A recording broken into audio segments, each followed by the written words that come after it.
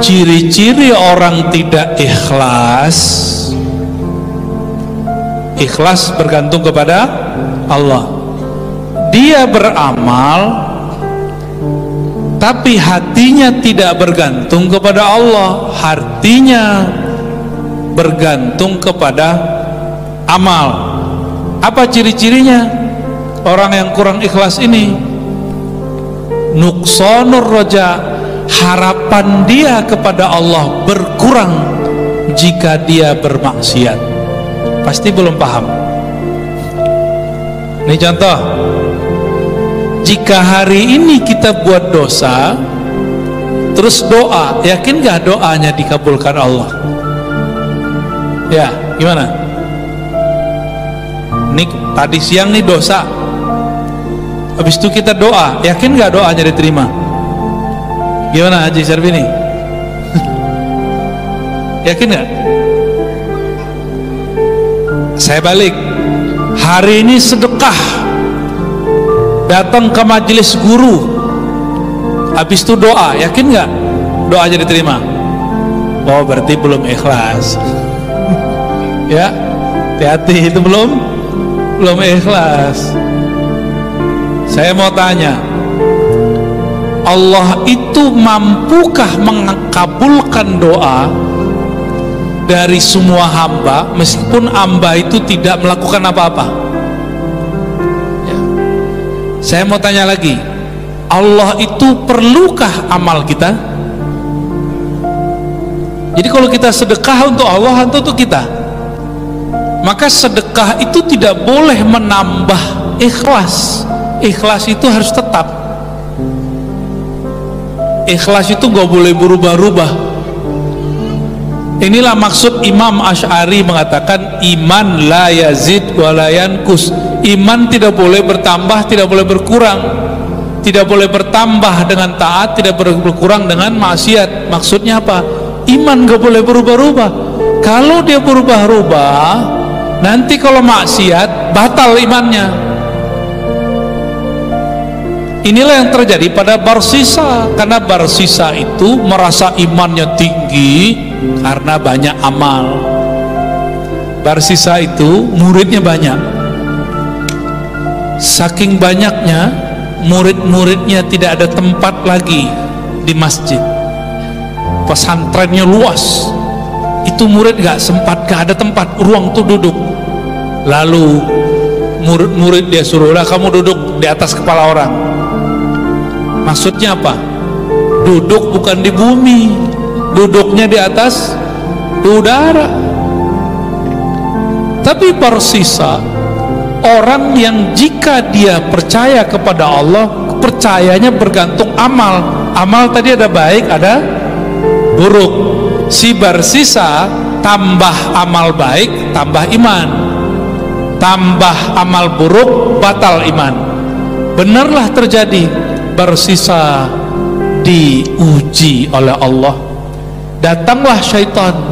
Jadi syaitan itu ujian dari Allah untuk kita. Syaitan menggoda dia pakai khamar, nggak bisa. Tua, nggak bisa. Diuji lagi dengan perempuan, nggak bisa, karena dia seorang perempuan. Kalau dia laki-laki, kebalik ya. Barsisa laki-laki, perempuan. Diuji dengan lawan jenisnya, nggak mempan, apalagi sesama jenis. Kalau sekarang banyak yang sesama jenis kayaknya ini mulai ya. Jadi sekarang itu agak ngeri paman. Ada orang suka sesama jenis itu, agak pusing saya itu ya. Semoga Allah menyelamatkan negeri kita, anak-anak kita semua ya. Kalaupun terjadi kita nggak benci, ayo sadar aja sekarang. Kita nggak akan benci pelaku maksiat, kita cuma benci maksiatnya ya. Jadi siapa yang pernah melakukan kemaksiatan jangan merasa hina. Allah selalu buka pintu maaf. Mau nggak datang kepada Allah gitu? Apa kata kawan saya datang, saya ini banyak maksiat, Allah nggak mungkin ampuni saya. Itu yang kafir di situ. Allah tidak mungkin ampuni saya. Dia buruk sangka kepada Allah. Itu kafir itu Pak. Harus ulang syahadatnya itu. Ulang syahadatnya yang ngomong begitu. Jadi amal tidak boleh membuat iman naik atau turun. Iman harus tetap. Kepercayaan kepada Allah tidak boleh berubah-ubah. Inilah akidah Ahlus Sunnah wal Jamaah. Ini yang diajar guru-guru kita, sifat 20. Tidak boleh kita berpikir buruk tentang Allah, apapun kejadiannya. Ada kawan kita dulu masa pandemi, wah pakai masker kemana-mana, tangan cuci. Kalau antri di Indomaret itu nggak boleh dekat-dekat. Kalau kita dekat, kita langsung dihardik, kamu menjauh. Social pending, distancing, pura-pura nggak tahu ya. Tapi sudah bagus begitu, doanya juga panjang. Kena pandemi, sakit, di saat itu nangis-nangis, saya sudah begini, saya sudah begitu. Akhirnya berburuk sangka kepada Allah. Nah, ini bahayanya ya. Saya kan sudah sholat, katanya pandemi akan menghinggapi orang-orang munafik. Loh, saya munafik dong? Nggak nyambung.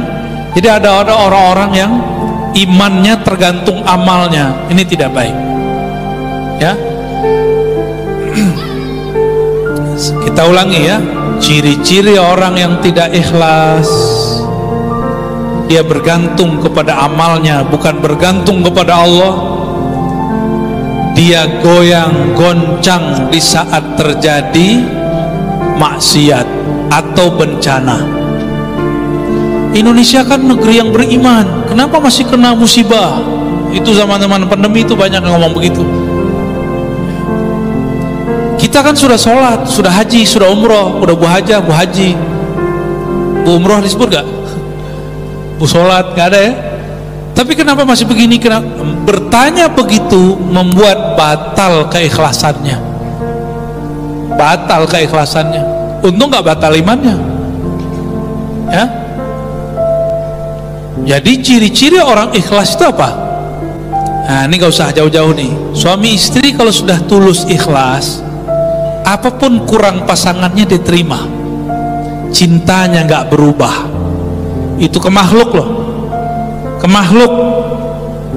Kepada makhluk cinta tidak berubah, meskipun pasangannya dulu rambutnya hitam sekarang putih, dulu wajahnya kenceng sekarang sudah turun, kena gravitasi bumi ya, ditarik sama bumi ya.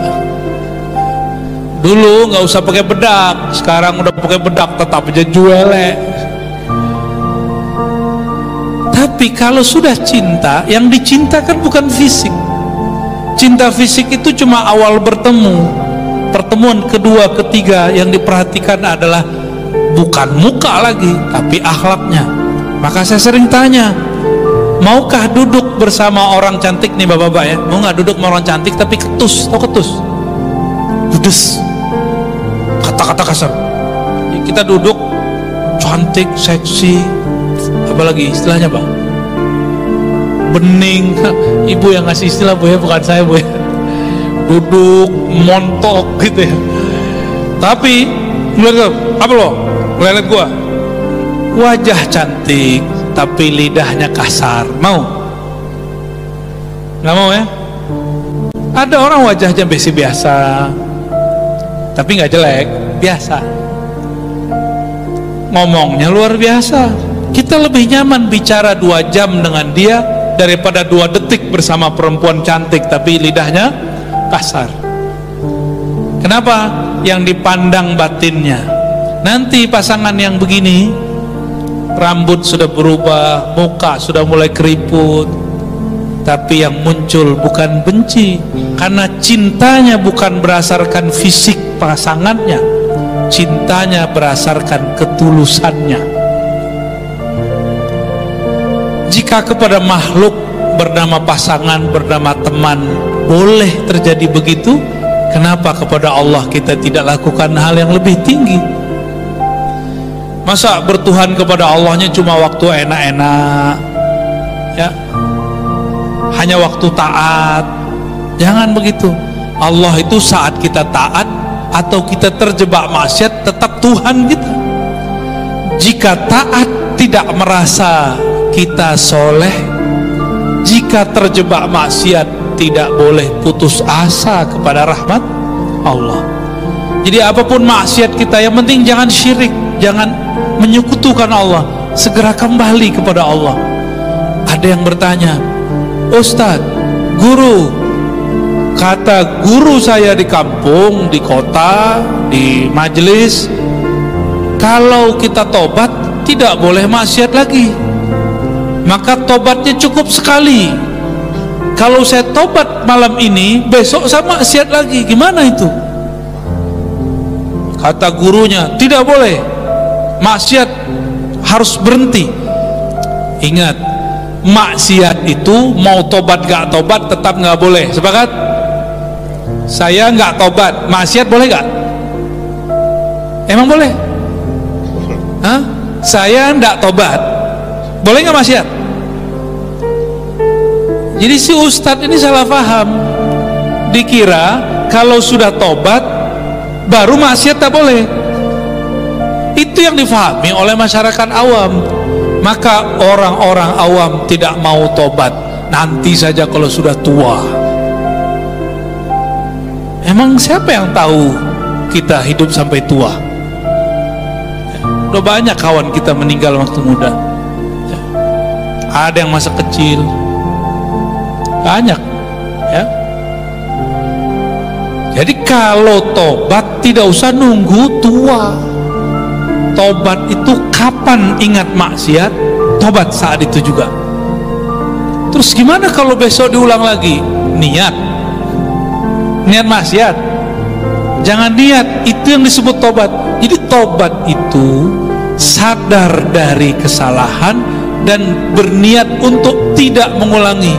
Seandainya besok terjadi, urusan besok, tobat lagi kita. Yang penting tidak niat bermaksiat. Ada maksiat bikin candu, tapi setiap selesai melakukannya nyesel. Itu banyak maksiatnya ya. Mungkin masing-masing punya pengalaman itu.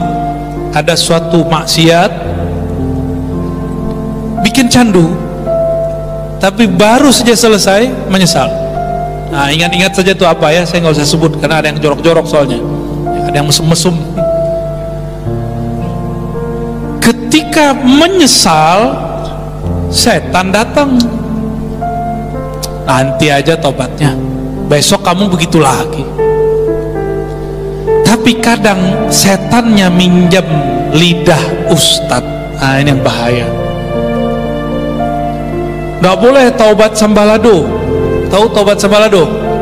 Habis tobat maksiat lagi. Yang nggak boleh itu setelah tobat niat maksiat, itu nggak boleh. Yang wajib itu tobat. Tobat itu bukan sunat. Tobat itu hukumnya wajib. Apa arti tobat? Sadar bahwa yang kita lakukan salah, itu disebut tobat. Mengaku kepada Allah bahwa kita salah, itu yang disebut tobat. Kalau di dunia kerja, orang tidak sukses melakukan pekerjaannya lalu dia tidak menyalahkan orang lain, itu disebut dengan taubat. Taubat para pekerja. Nanti coba lihat di dunia kerja, kita punya tim, punya kawan, terus gagal, kawan kita nyalahin temannya. Ini orang harus diajarin cara tobat, harus diajar bagaimana cara tobat.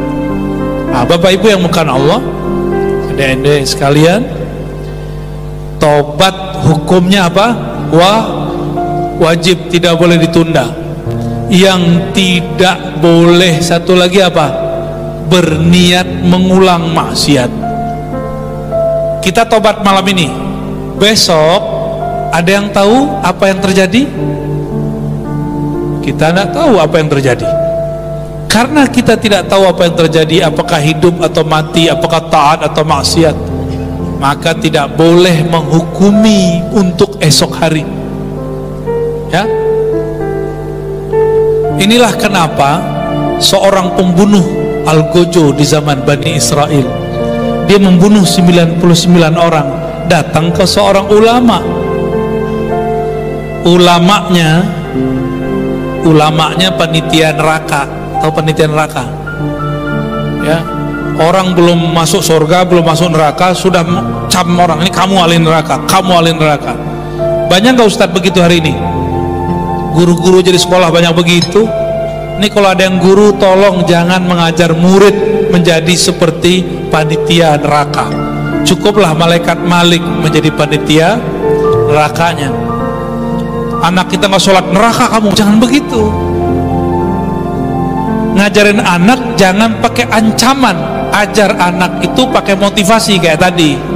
Kamu kalau bisa ini kasih duit 200 gitu. Cuma nggak mungkin tiap hari ya. Anak-anak yang dibesarkan dengan ancaman itu akan hidup penuh ketakutan, gelisah.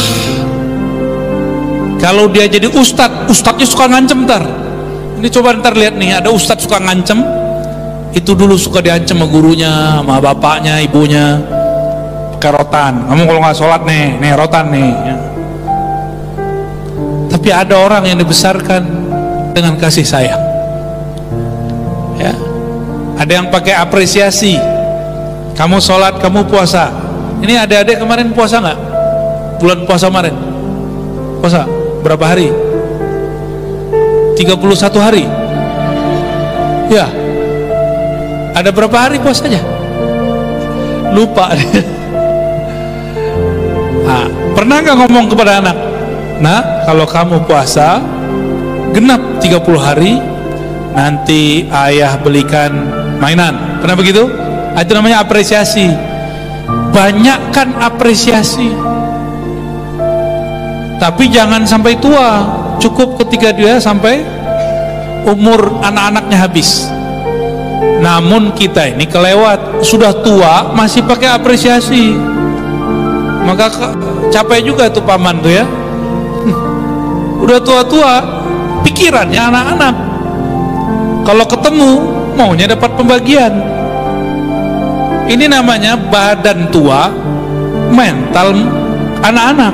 Tapi saya yakin yang di depan ini semuanya udah mateng ya. Mateng tuanya. Nah, kembali ke sini ya. Jadi ciri-ciri orang yang ikhlas, ciri-ciri orang yang hatinya bergantung kepada Allah, dia taat, tidak merasa soleh, tidak merasa suci, dia maksiat, dia tidak putus asa, dia cepat bertobat, dia segera bertobat. Ini bapak ibu yang suami istri masih sering tengkar kan? Nah, ciri-ciri orang yang suka tobat, suka minta maaf. Jangan mahal ngasih maaf ya, harus suka minta maaf. Nah, tapi biasanya pasangan ngomong gini, ntar kamu ulangi lagi ya, ntar besok, sekarang yang penting minta maaf dulu. Itu yang benar. Sampai kemudian suka meminta maaf itu menjadi karakter. Kalau sudah jadi karakter, lama-lama dia tidak akan lagi melakukan kesalahan-kesalahannya. Jadi jangan kemudian ditolak orang minta maaf, ntar kamu besok melakukan lagi ya, jangan begitu. Allah tidak begitu kepada kita. Allah itu menyebut dirinya Tawwab. Ini sering saya bahas ya. Tawwab ini ada tasdidnya. Apa arti Tawwab? Kalau di terjemahan, yang maha menerima taubat. Tapi ternyata dalam bahasa Arab, jika di tengahnya itu dikasih tasdid, ini ada teorinya, tapi saya kasih teori gampang aja, nggak usah pakai teori-teori istilah-istilah yang sono ya. Maka ini disebut dengan mubalaghah atau taksir, kira-kira begitu kalau diistilahkan. Allah itu maha menerima taubat yang berulang-ulang, bukan sekali taubat. Itulah rahasianya kenapa selesai wudhu kita baca doa. Apa doanya? Allahumma ja'alni, ayo adik-adik, tuh bapak-bapak itu udah lupa tuh ya. Allahumma ja'alni minat tawwabin. Ada kalimatnya, tawwabin. Ya Allah, jadikan aku orang-orang yang tawwabin. Apa arti tawwabin? Orang yang suka mengulang-ulang tobat. Kenapa suka mengulang tobat? Karena engkau mengatakan, ya Allah, kullu bani Adam khatta'un, semua anak manusia pasti banyak salah. Ar-Razi, kata orang Ustadz Buya, apa itu kata orang, tapi saya ini banyak salah, banyak dosa, baik lisan, mata, semua. Allah Tawwabin, Allah maha menerima tobat yang berulang-ulang. Karena maksiat itu candu, Allah mengerti, maka Allah mengatakan, aku maha menerima tobat berkali-kali.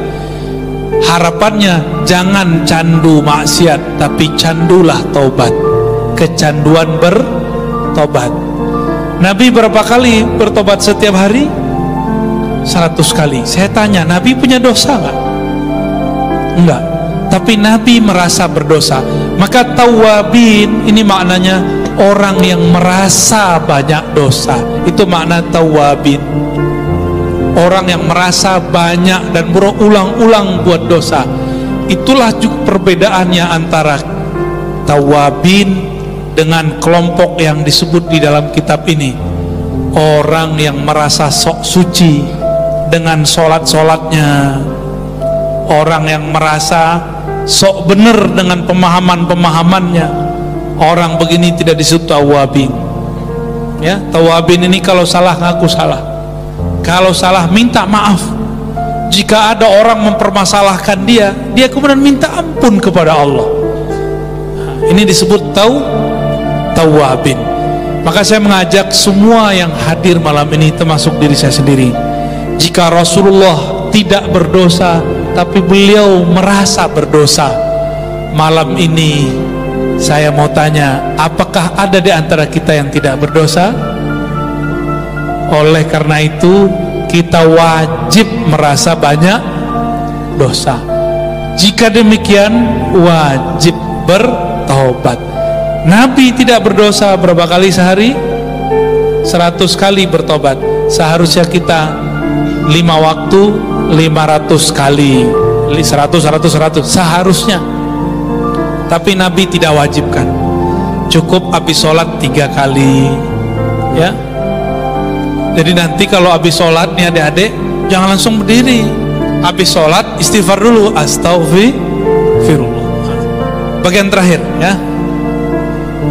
Bagian terakhir. Dosa itu ada 3 macam. Ada 3 tingkat. Ada dosa awam. Kebanyakan kita menganggap dosa ini dosa awam. Orang awam menganggap dosa mata, telinga, lisan, tangan, kaki kemaluan, dosa nilep duit orang, itu dosa menurut orang awam. Itu benar. Akhirnya jika ada orang yang rajin sholat, dia merasa nggak berdosa. Jika ada orang nggak korupsi, dia merasa sudah nggak dosa. Tapi dia lupa bahwa ada dosa yang di atasnya, ya. Dosa khawas. Khawas itu khusus. Apa dosa khawas? Dosa kolbu. Sholat udah, tapi hati merasa iri nggak dengan orang lain? Ada perasaan iri? Kok dia dapat bantuan saya tidak? Iri? Berarti kolbunya berdosa. Ini dosa khawas, ya, iri. Coba yang duduk sekarang, ada nggak terbersit di hatinya merasa lebih baik dari teman di sampingnya? Terbersit saja, pasti ada. Merasa lebih baik, merasa lebih cantik, merasa lebih soleh. Jika itu muncul disebut sombong. Itu disebut apa? Sombong. Sudah tobat belum dari dosa sombong? Sudah tobat belum dari dosa iri, dengki? Nah, itu masuk situ. Tadi sholat nggak? Sholat, bener. Dalam sholat ingat Allah atau lupa? Lupa, ya, lalai. Nah, lalai itu bahasa Arabnya ghaflah. Lalai itu dosa itu. Berarti semua kita dalam taat pun kita masih bisa dosa. Kita merasa sholat tapi sebenarnya kita sedang bermaksiat. Oleh karena itu ba'da sholat assalamualaikum assalamualaikum istighfar lagi. Itu rahasianya sebenarnya, ya. Dosa kolbu orang-orang yang khawas, ya, merasa iri dengki. Terakhir dosa ada lagi di atasnya, khawasul khawas. Khawasul khawas itu bukan dosa kolbu, dia dosa ruh. Ruh itu nggak ada dosanya. Ruh itu bab adab. Jika berdoa kepada Allah lalu hati kita mengatakan, saya sudah minta, sudah doa kok belum dikasih, ini namanya adabnya tidak baik. Itu dosa. Dosa di kolbu, bukan di kolbu, di ruh. Ruh ini tidak ada dosanya sebenarnya, tapi ketutup oleh adab yang tidak baik. Pernah mikir begitu gak? Saya sudah doa kok belum dikabul, itu dosa, itu harus diistighfarkan. Nabi-nabi bersih dari semua dosa ini, tapi Nabi masih merasa berdosa. Jika demikian tingkat daripada dosa, semua kita ada dosa dan semua kita banyak dosa. Maka saya mengajak diri saya sendiri dan kita semua, mari banyak-banyak bertaubat. Astaghfirullahalazim wa atubu ilaih.